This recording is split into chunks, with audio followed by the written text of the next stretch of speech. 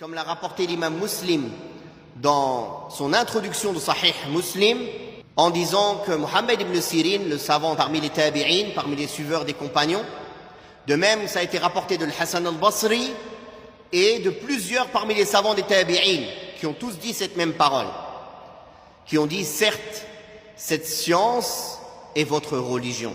Alors regardez bien de qui vous prenez votre religion.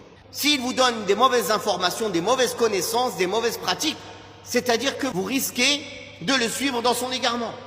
Cette parole est un fondement dans le fait qu'il est interdit en islam de prendre sa religion d'un inconnu. Qu'est-ce que ça veut dire un inconnu? Un inconnu, il a plusieurs caractéristiques. Ou un inconnu, c'est-à-dire on ne connaît pas son identité, on ne sait même pas c'est qui. Ou bien un inconnu, on connaît son nom, on connaît son identité, mais on ne connaît pas son état. On n'est pas capable de savoir si c'est une personne qui est fiable dans sa science ou fiable dans sa croyance. On ne sait pas. Quand on dit on ne sait pas, ça ne veut pas dire que on pense du mal de lui. Non.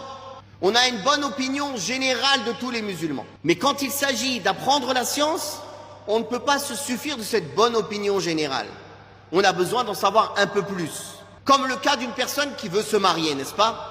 On a une bonne opinion générale des hommes et des femmes parmi les musulmans. Mais quand il cherche à se marier, il creuse, il enquête, il demande sur le comportement, les mœurs, la religion de cette personne, de cette femme ou de cet homme. Et ceci est légiféré, n'est-ce pas? Il ne va pas aller se marier comme ça avec la première personne qu'il rencontre dans la rue. Le commerce.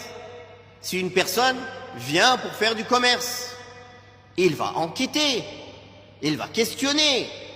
Oui, tu habites où, mon frère? Dans telle ville, en France. Qui tu connais là-bas? Telle et telle personne. D'accord. Salam alaikum. Est-ce que vous connaissez tel frère? Est-ce qu'il est sérieux dans son commerce? Est-ce qu'il est connu pour être quelqu'un de confiance? N'est-ce pas? Donc, on a compris ça pour le commerce, on a compris ça pour la femme, mais on ne veut pas comprendre ça pour l'islam. Non, je vais sur YouTube, le sujet m'intéresse, j'écoute.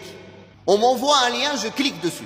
Et après, oui, mais il dit rien de mal. Mais quelle science tu as pour dire qu'il ne dit rien de mal? Tu es ignorant.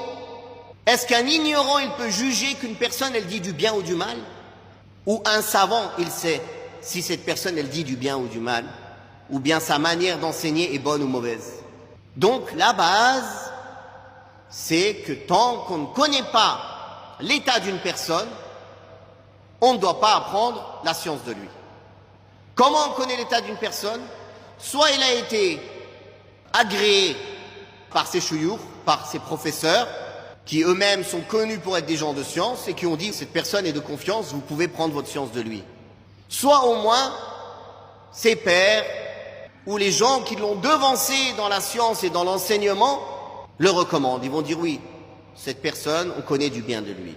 Mais sinon il sort comme ça de nulle part, on ne dit pas du mal de lui, on ne dit pas du bien de lui. Laissez-le faire ses preuves et on verra. On a vu beaucoup de gens comme ça sortir de nulle part, tout le monde les a écoutés et au bout de 2, 3 ans, 4 ans, 5 ans, ils ont emmené un grand nombre de gens avec eux dans l'égarement. Au début, leurs paroles, elles paraissaient bien. Pour toute personne du commun, ils n'y voyaient aucun problème. Il dit Allah a dit, le prophète sallallahu alayhi wa sallam a dit. Oui, il n'y a pas un innovateur qui dit moi j'ai dit. Tous les innovateurs, ils disent Allah a dit, le prophète sallallahu alayhi wa sallam a dit. Même les gens qui ont des grandes innovations. Sauf qu'ils les disent avec une mauvaise compréhension, avec une mauvaise pratique. Ils ne reviennent pas à la compréhension des savants de l'islam, ni des pieux prédécesseurs en cela. Ils ont une compréhension innovée de ces textes. Les textes sont vrais, mais leur interprétation est mauvaise. Ou parfois les textes sont faibles. Ils vont citer des hadiths qui ne sont pas authentiques. Et ils vont tirer des règles sur ce hadith, par exemple.